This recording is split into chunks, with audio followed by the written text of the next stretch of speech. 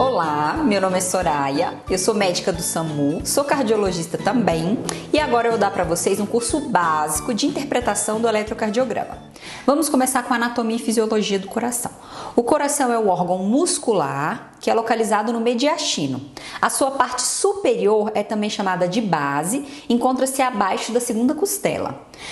Da base é que vão sair os vasos da base, que nós chamamos, que é a aorta, com tronco bracocefálico, subclávia e carótida. A parte inferior, também chamada de ápice, ela inclina-se para frente e para o lado, em direção à esquerda do nosso corpo, e ela repousa sobre o diafragma. O tamanho do coração tem aproximadamente o tamanho do nosso punho fechado. O coração ele é composto por 3 camadas. Temos o epicárdio, o miocárdio e o endocárdio. E ele tem 4 cavidades. Os átrios, 2 átrios e 2 ventrículos. No átrio direito, ele vai receber o sangue desoxigenado do corpo, pela veia cava inferior e pela veia cava superior. Ela vai passar pela válvula tricúspide, vai para o ventrículo direito. Do ventrículo direito, esse sangue vai pela artéria pulmonar para o pulmão. Esse sangue vai ser oxigenado e vai voltar para o átrio esquerdo pelas veias pulmonares. Depois vai passar pela válvula mitral e da válvula mitral vai sair pela artéria aorta para oxigenar com sangue oxigenado, para o corpo. Essa é a parte muscular do nosso coração, parte de contração. Só que temos também uma parte elétrica do coração. E esse sistema elétrico, ele é feito através de células musculares especializadas. Temos um conjunto de células especializadas chamada nó sinoatrial. Essas células, elas são capazes de gerar impulso elétrico. E ela também é chamada de marca-passo natural do coração. Ela se localiza lá no átrio direito, perto da veia cava superior. Então ela vai gerar um impulso, esse impulso elétrico vai despolarizar, ou seja, contrair os átrios, e depois vão passar pelo nó átrio ventricular, onde vai ter um pequeno atraso entre a contração dos átrios para a contração dos ventrículos. Depois vai passar pelo feixe de His, do feixe de His vai passar pelos ramos, tanto esquerdo quanto o ramo direito, e depois para as fibras de Purkinje, para despolarizar os ventrículos, ou seja, fazer a contração ventricular. Primeiro vai ter a contração dos átrios. Depois vai ocorrer a contração dos ventrículos. Esse pequeno atraso para ter a contração dos átrios, depois a contração dos ventrículos, é de fundamental importância e ele ocorre no nó atrioventricular.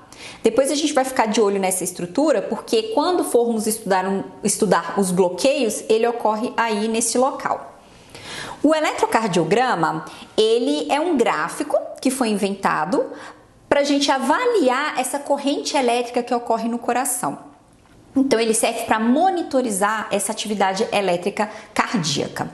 Essa monitorização é feita através de um aparelho que chama galvanômetro e ele vai fazer o registro do vetor das correntes elétricas. Então, se a corrente elétrica ela vai no sentido do eletrodo, se aproximando do eletrodo, ela vai ter uma deflexão positiva.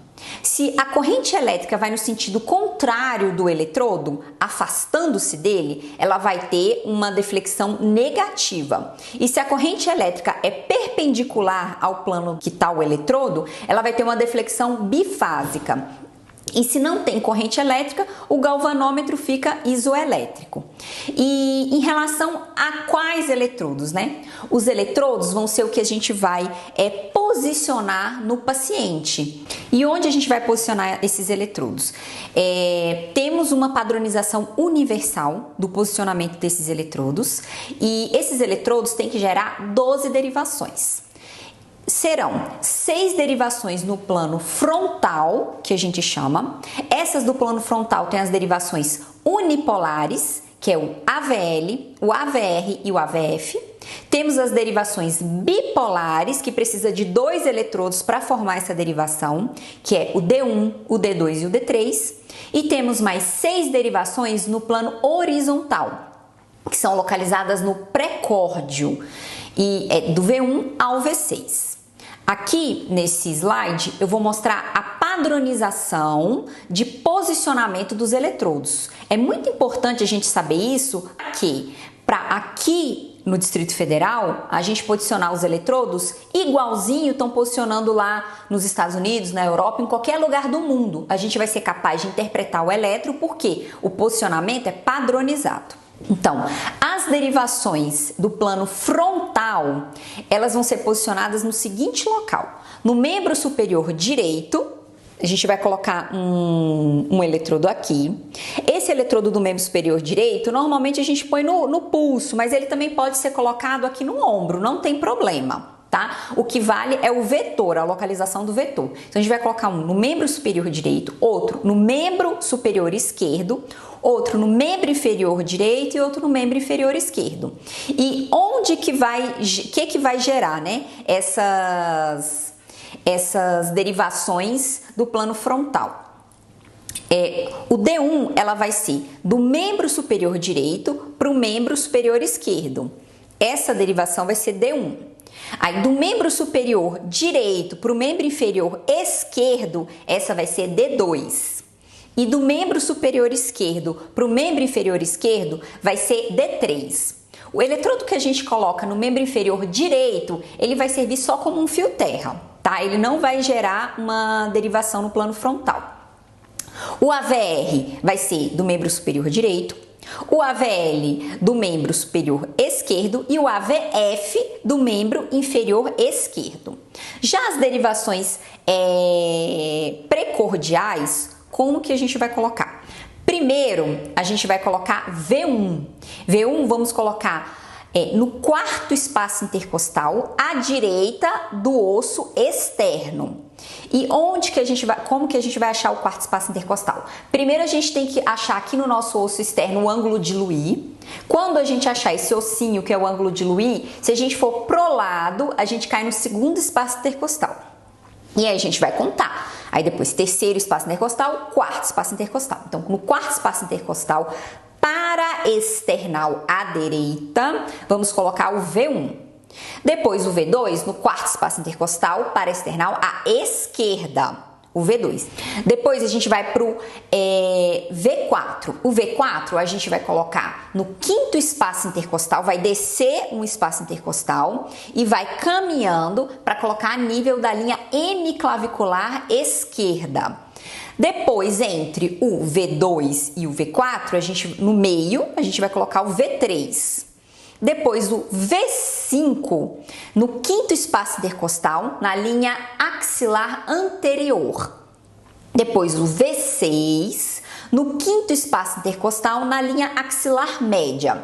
Aí a gente já conseguiu as 12 derivações, mas a gente pode continuar também. Se quiser ver a parede posterior do coração, a gente pode pôr o V7, continua no quinto espaço intercostal na linha axilar posterior e o V8 no quinto espaço intercostal na linha hemiclavicular posterior. Essa padronização é universal e é muito importante a gente saber a colocação do eletrodo para posterior interpretação, que isso pode mudar a interpretação. Porque o eletro, ele é uma sucessão de ciclos. Então vai ter onda P, QRS, segmento ST, onda T. E essa sucessão de ciclos vai ser desenhada de acordo com aquela maquininha fotográfica que é aquele eletrodo olhando. Então, cada eletrodo vai ter um estilo diferente de onda T, QRS, segmento ST, onda T. E aí a gente vai interpretar cada eletrodo, né, cada derivação e o conjunto dessa interpretação que a gente vai avaliar se tem patologia, se é um eletro normal ou não. Aqui nesse slide eu estou mostrando a formação de cada derivação, né? A gente pode ver aí na figura onde foi formado D1, D2, D3, AVR, AVL e AVF. Aqui nesse outro slide a gente tem a formação, a colocação dos eletrodos no plano precordial, né? Onde pôs V1, V2 até V6. O normal é esse eletro de 12 derivações. Em relação às regiões cardíacas, isso é muito importante em síndrome coronariana aguda. A gente avaliar o que cada eletrodo está vendo em relação às regiões cardíacas. Então, a parede lateral, a gente pode acompanhar aí na figura, a gente está vendo pelo D1, AVL, V5 e V6. D1 e AVL vê a parede lateral mais alta e V5 e V6 a parede lateral um pouquinho mais baixa. A parede inferior, como a gente pode ver aqui na figura abaixo, é composta por D2, D3 e AVF, que é essa ponta do triângulo. A parede septal é vista pelos eletrodos V1 e V2. A parede anteroseptal, V1, V2, V3 e V4.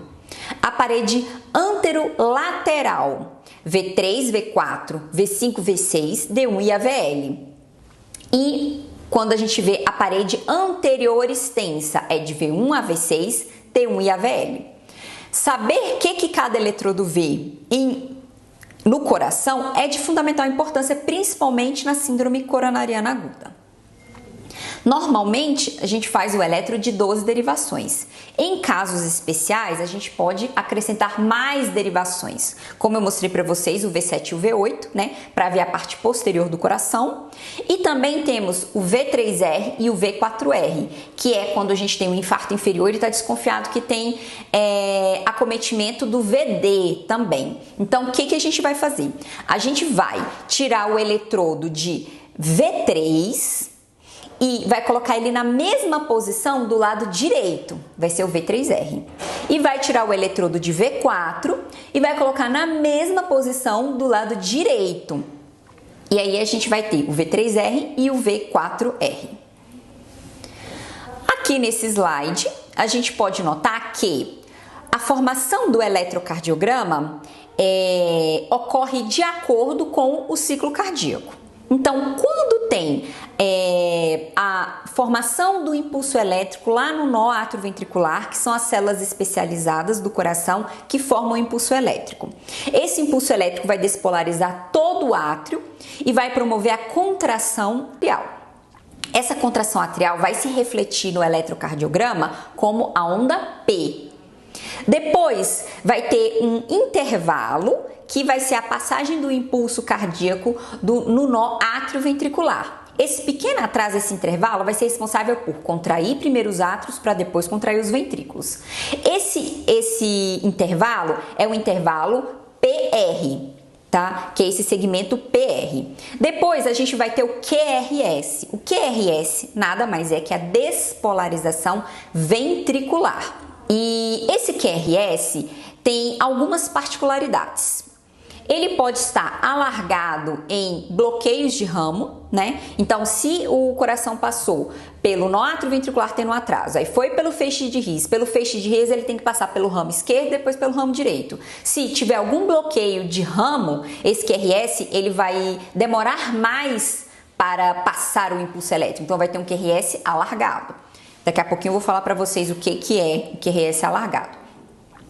E depois teve a contração ventricular, o coração ele despolarizou. Então ele tem que se repolarizar para ele ser capaz de gerar uma nova contração.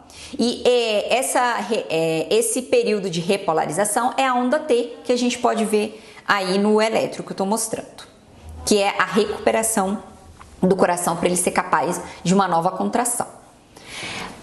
Para a gente interpretar o eletro, a gente tem que saber a padronização que foi usada, e essa padronização é universal, como eu falei para vocês. Então, o papel de interpretação do eletro é um papel quadriculado, e a gente tem os quadradinhos pequenininhos. Esses quadradinhos pequenininhos, eles são de 1 milímetro. E se a gente juntar 5 quadradinhos pequenininhos, vai ter um friso mais forte, como a gente pode ver no desenho, que vai formar um quadradão.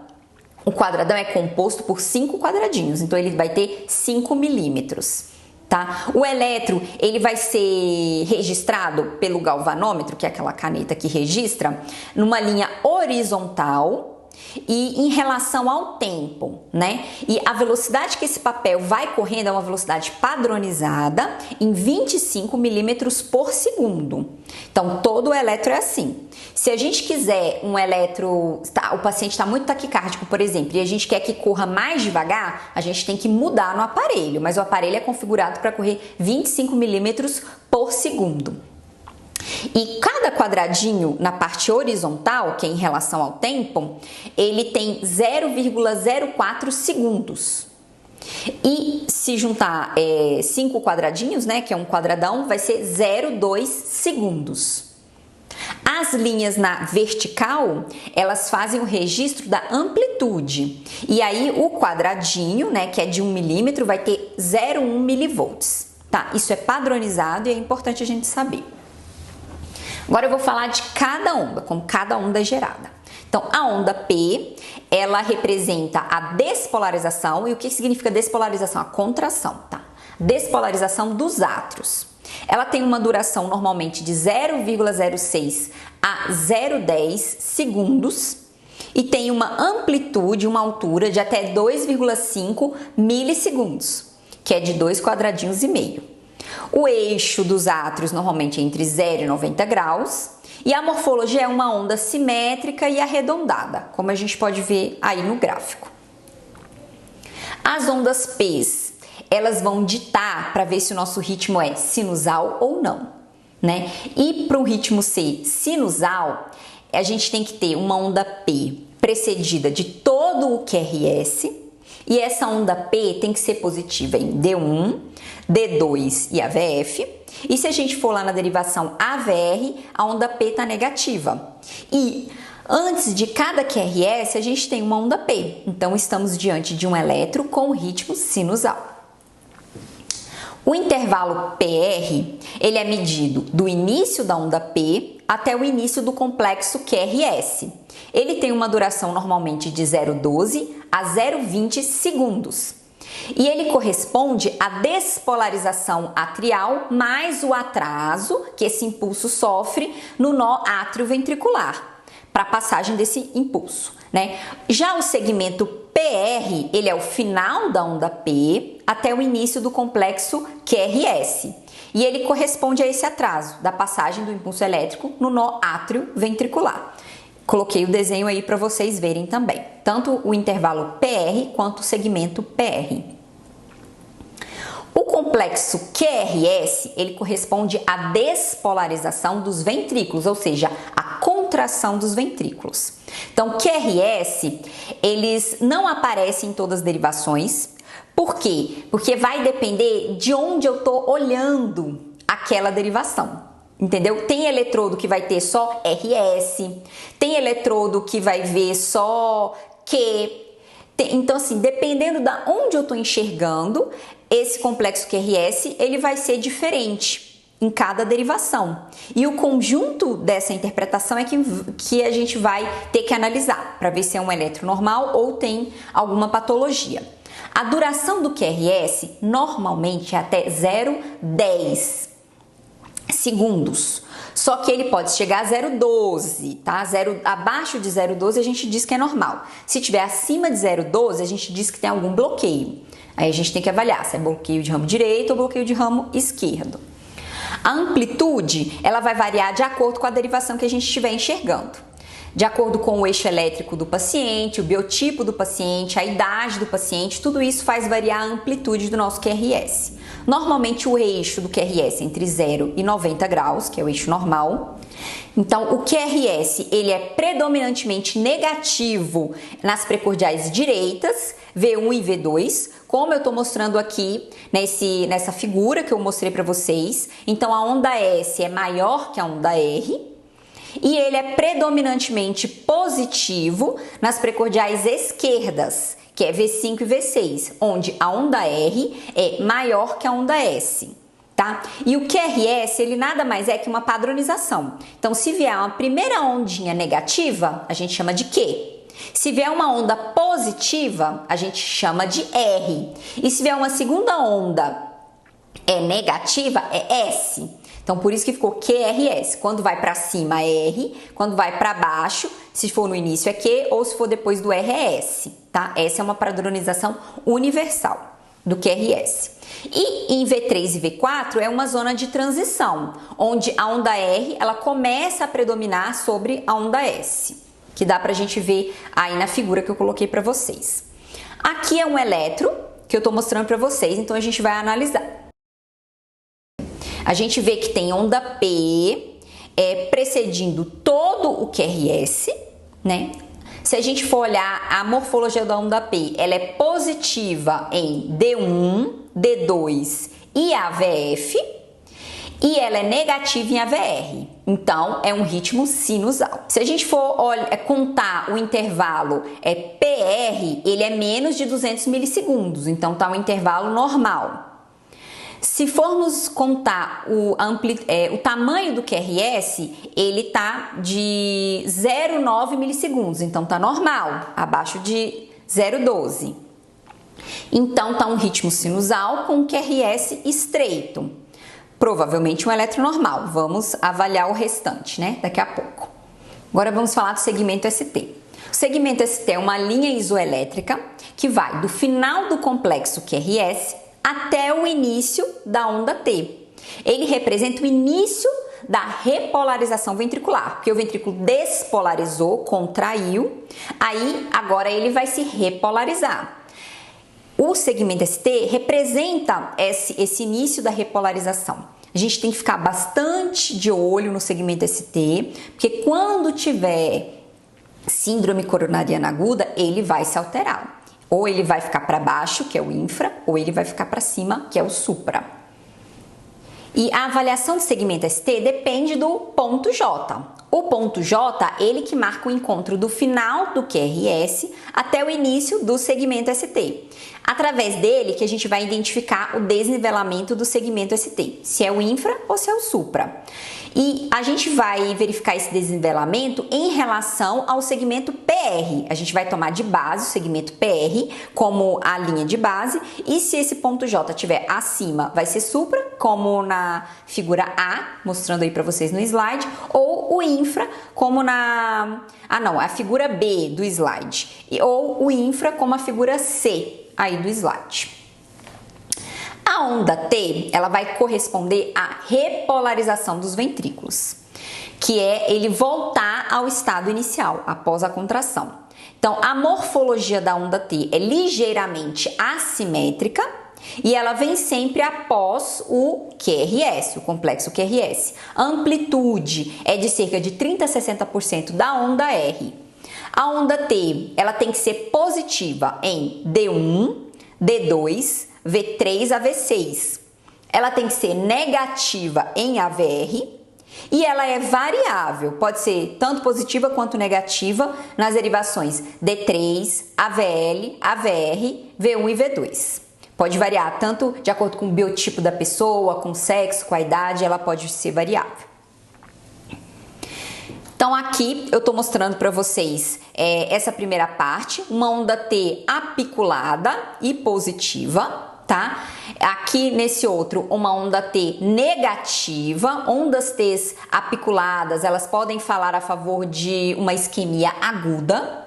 Então a gente tem que ficar de olho no paciente que está com dor torácica, coronariopata. A onda T, ela também fala a favor de corrente de lesão, a gente tem que ficar de olho. E quando a onda T é difásica, também pode ser síndrome coronariana aguda. Então, voltando à interpretação daquele primeiro eletro que eu mostrei para vocês. Então, agora a gente já viu que ele é um ritmo sinusal, que o QRS é estreito, e se a gente for avaliar a onda T, é uma onda T positiva em D1, D2, cadê o D2? Isso, D1, D2, V3 a V6. Então e ela é uma onda T negativa em AVR. Então eu posso falar claramente que a gente está diante de um eletro normal. O intervalo QT, ele representa a atividade elétrica ventricular total, ou seja, a despolarização mais a repolarização ventricular. Ele é medido do início do QRS até o final da onda T. Ele dura normalmente de 0,30 a 0,46 segundos e ele é influenciado pela frequência cardíaca. Então, o intervalo QT muito alargado, que a gente pode contar, né, no eletro, ele está associado a alterações de arritmia, alterações arrítmicas. Então, o ECG normal, como que a gente vai interpretar? Resumindo aqui, a gente tem que ter uma onda P positiva em D1, D2, AVF e negativa em AVR. A gente precisa ter uma onda T positiva em D1, D2, V3, AV6 e negativa em AVR. E o QRS, ele é predominantemente negativo com uma onda S maior em V1 e V2 e predominantemente positivo com predomínio da onda R em V5 e V6, como eu estou mostrando aqui nesse desenho. E como é que a gente faz para determinar a frequência cardíaca? Então, a gente vai avaliar de acordo com o intervalo PP. É o intervalo do início de duas ondas P's. Então, ele vai corresponder à frequência cardíaca atrial. Se a gente ver onde está uma onda P e contar quando vai ter a próxima onda P, a gente vai fazer a determinação da frequência cardíaca atrial. A frequência cardíaca atrial normalmente é de 60 a 100 batimentos por minuto. E a gente pode fazer também em relação ao intervalo RR, que a gente vai ver em relação ao QRS, a despolarização ventricular, qual que é a frequência cardíaca dos ventrículos. Quando o ritmo é sinusal, uma onda P precede o QRS, então a frequência tanto dos átrios dos ventrículos vão ser iguais. E a frequência dos ventrículos, a gente vai avaliar uma onda R e vai contar quando aparece a outra onda R. E como que a gente pode fazer isso? Por quê? A velocidade que corre no papel, como eu falei para vocês, é padronizada, é numa velocidade de 25 milímetros por segundo. Se a gente for ver 1 minuto, ele tem 60 segundos. Então, se a gente pegar 1 minuto, que é 60 segundos, e multiplicar por 25 milímetros, que é a velocidade que o papel corre, a gente vai chegar a um número de 1.500 milímetros, que é no papel. Então, como é que a gente vai fazer a frequência cardíaca? A gente vai dividir 1.500 pela quantidade de quadradinhos entre um R e o outro R. E suponhamos, a gente tem uma diferença de uma onda R até a próxima de 20 quadradinhos. A gente vai pegar 1.500 e vai dividir por 20 quadradinhos, que vai chegar a uma frequência cardíaca de 75 batimentos por minuto. Como eu estou mostrando aqui para vocês nessa tira de ECG. Outro jeito de fazer é decorar. A gente pode decorar aqui.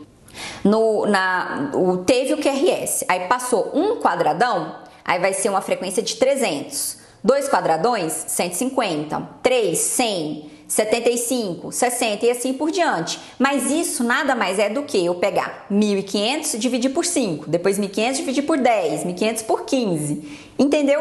Aí ou você pega 1.500 e divide pelo número de quadradinhos ou você decora, que a cada 5, né, vai ser 300, 150, 100, 75, 60 e 50, tá bom? Tem essas duas formas. E quando o ritmo não é sinusal? Quando o ritmo é irregular? Como que eu vou fazer para determinar a frequência cardíaca? Nesse eletro aqui que eu trouxe para vocês, é um ritmo irregular, é uma fibrilação atrial. A gente vê que nem toda onda P precede o QRS. Se às vezes a gente vê uma onda P, é uma onda P que tem morfologias diferentes. O ritmo é irregular, se a gente vê os QRS, eles variam. E o QRS é estreito. Então, como que a gente vai determinar? Então, o traçado do ECG, ele registra a atividade elétrica durante 10 segundos. Então, se a gente for contar os quadradinhos que o ECG registra, ele vai registrar durante 10 segundos, somando. Cada quadradinho tem 0,04, aí vai 0,04 mais 0,04, a gente vai somando. O eletro é padronizado que ele registra 10 segundos. Então, a gente vai avaliar o D2 longo, né? Então, no D2 longo, a gente vai contar a quantidade de QRS que a gente vê nessa tira, igual nesse elétrico que eu tô colocando aí pra vocês. Então, tem 22 QRS. Aí eu vou pegar a quantidade QRS 22, vou pegar 22 e vou multiplicar por 6. E vou ter a frequência cardíaca no ritmo irregular.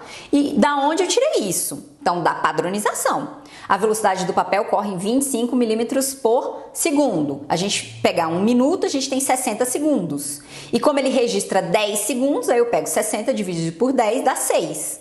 Então, eu pego a quantidade de QRS vezes 6, que vai dar a frequência cardíaca.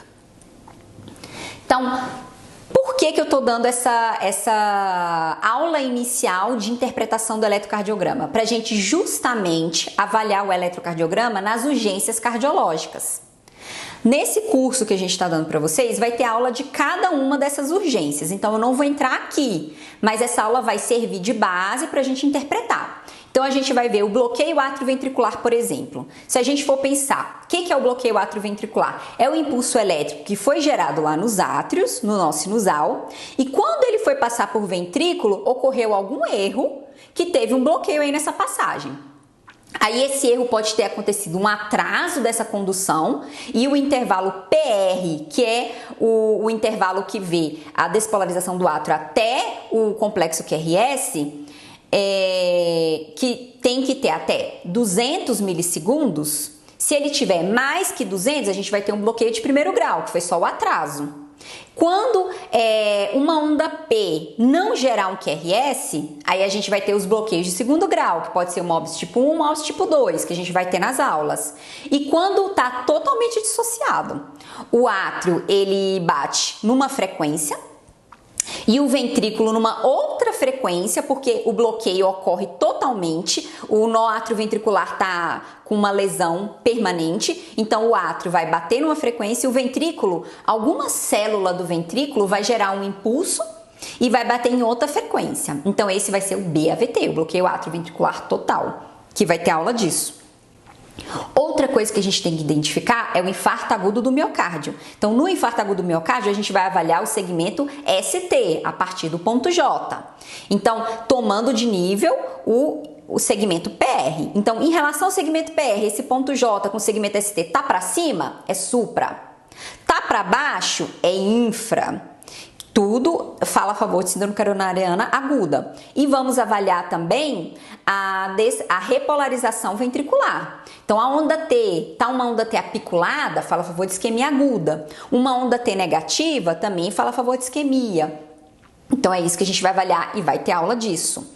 Taquicardia ventricular, também vai ter a aula de PCR.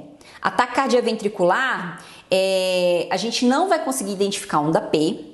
Normalmente o QRS ele vai estar alargado porque é uma taquicardia que vem, pelo próprio nome diz, dos ventrículos, não é uma taquicardia que vem dos átrios. E tudo que vem do ventrículo, o QRS fica alargado. Então vai ter um ritmo com taquicárdico, né, uma frequência bem alta, 200, 250 e um QRS alargado e sim a gente conseguir identificar a onda P. Então vai ser a taquicardia ventricular. Fibrilação ventricular é só a tremulação do ventrículo, também vai ter aula disso. Então, o segmento ST, o segmento QRS, né, o complexo QRS também vai estar alargado, porque ele vem dos ventrículos, tudo que vem dos ventrículos fica alargado, e ele vai ser anárquico. Uma hora vem aqui do ventrículo direito, outra hora vem do ventrículo esquerdo, outra hora vem do septo, então vai ser tudo doido, vai ser taquicárdico também, a frequência bem alta. E a gente vai ter que identificar também o ritmo de assistolia. No ritmo de assistolia não tem atividade elétrica no coração. Então, o que o nosso aparelho vai registrar? Só uma linha reta, porque não tem atividade elétrica. Não tem vetor para cima nem vetor para baixo. Então, o nosso elétrico não vai subir nem vai descer. Vai ficar isoelétrico, tá? Vai ficar só uma linha reta. Então, essa introdução, essa aula de introdução do eletrocardiograma é só para facilitar o entendimento das próximas aulas. Eu espero ter ajudado.